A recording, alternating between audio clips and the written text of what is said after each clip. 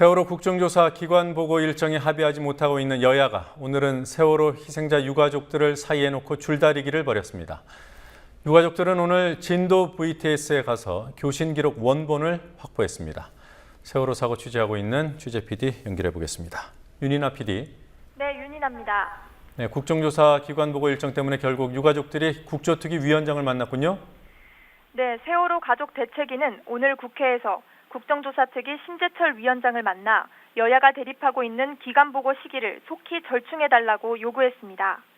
가족대책위의 유경근 대변인은 6월 말과 7월 초 기간 보고를 시작하면 월드컵 경기와 재보궐선거운동 기간 모두 겹치지 않는 길 아니겠느냐고 대책위가 제안했다고 말했습니다. 가족대책위의 유경근 대변인은 여야가 서로 싸우고 있느니 서로의 의견을 절충해 합의가 될 수 있도록 의견을 전달했다고 말했습니다. 그런데 여야가 각자 유가족들이 절충안으로 내놓은 날짜가 다르다 이런 주장을 하고 있어요. 누구 말이 맞는 겁니까? 정확히 말하면 가족대책위는 구체적인 날짜를 제시하지는 않았습니다.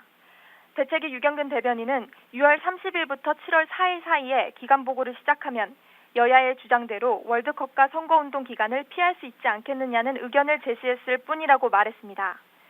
그러나 심재철 위원장은 대책위가 제안한 기간에서 가장 이른 6월 30일을 가족들이 제안했다고 말했고, 김현미 야당 간사는 유가족이 심재철 위원장에게 제안한 날짜는 7월 4일이라고 주장했습니다. 유경근 대변인은 6월 30일이든 7월 4일이든 상관이 없지만 여야는 자신들의 입장에 가까운 날짜를 말하고 있다고 말했습니다. 가족대책위는 심재철 위원장에 이어서 김현미 야당 간사 그리고 조원진 여당 간사를 따로 만났더군요.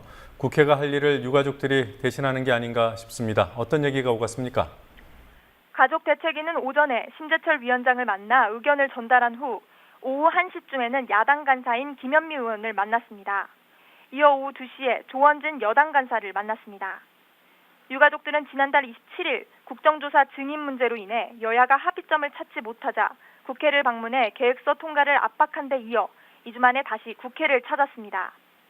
진도에 있는 실종자 가족들도 국정조사를 둘러싼 공방을 서둘러 해결할 것을 촉구하며 어제 진도체육관에 국조특위 상황실 현판을 달기도 했습니다. 네.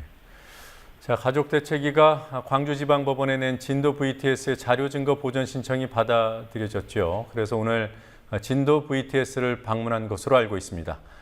오늘 유가족들의 교신 기록 원본 파일을 확보한 거죠? 네, 그렇습니다. 가족대책위는 오늘 오후 5시 진도 관제센터에 방문해 서버에 보관돼 있는 원본 파일을 확보했습니다. 가족대책위가 광주지방법원에 신청한 진도 VTS 교신 내용 등에 관한 증거 보전 신청이 받아들여지면서 가능한 일이었습니다. 대책위는 원본 파일을 확보하면 그동안 의혹이 제기됐던 해경의 초동 대처에 대한 문제가 더 명확히 드러날 것이라고 말했습니다. 진도 해상관제센터는 세월호와의 교신 내용을 조작한 게 아니냐는 의혹을 받아왔습니다. 녹음된 교신의 음질이 편집 정황을 보여준다는 의혹이 현직 관제사와 소리공학센터 전문가에게서 제기됐기 때문입니다.